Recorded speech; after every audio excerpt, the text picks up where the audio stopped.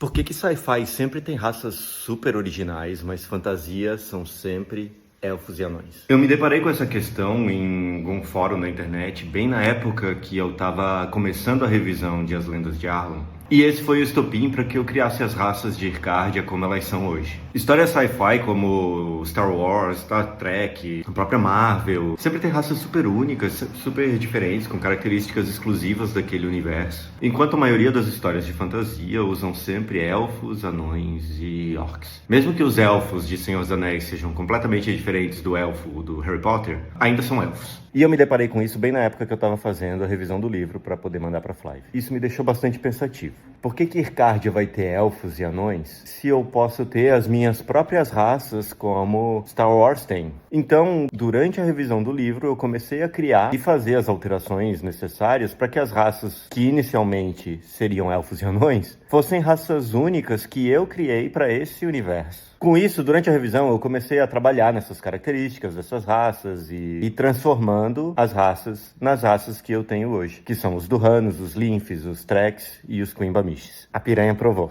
A única raça do livro que já existia, que já era desse jeito, eram os Sahali, que era o povo do deserto, que eles já tinham sido criados dessa forma.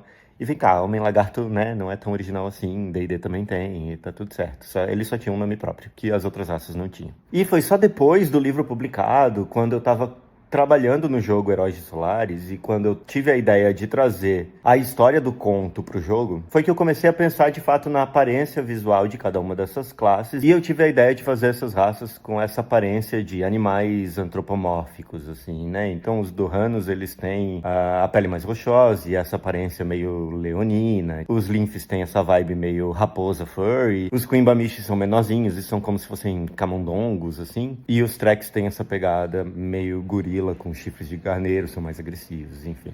Eu gostei muito de ter feito isso, porque dessa forma eu posso trabalhar com as raças do meu universo da forma que eu gostaria, da forma como eu acredito que eles devem ser, sem necessariamente causar frustração no público quando eles leem um anão fazendo uma ação que eles acham que não condiz com uma ação de um anão, além, é claro, de achar que dessa forma o cenário fica muito mais rico, muito mais único, com características especiais e me dá liberdade de criar novas raças e pensar em outras possibilidades, como, por exemplo, a raça dos Rapinores que vai surgir no próximo livro. Ficou curioso? Continua me seguindo aqui que eu vou falar mais sobre as raças de Ircárdia nos próximos vídeos.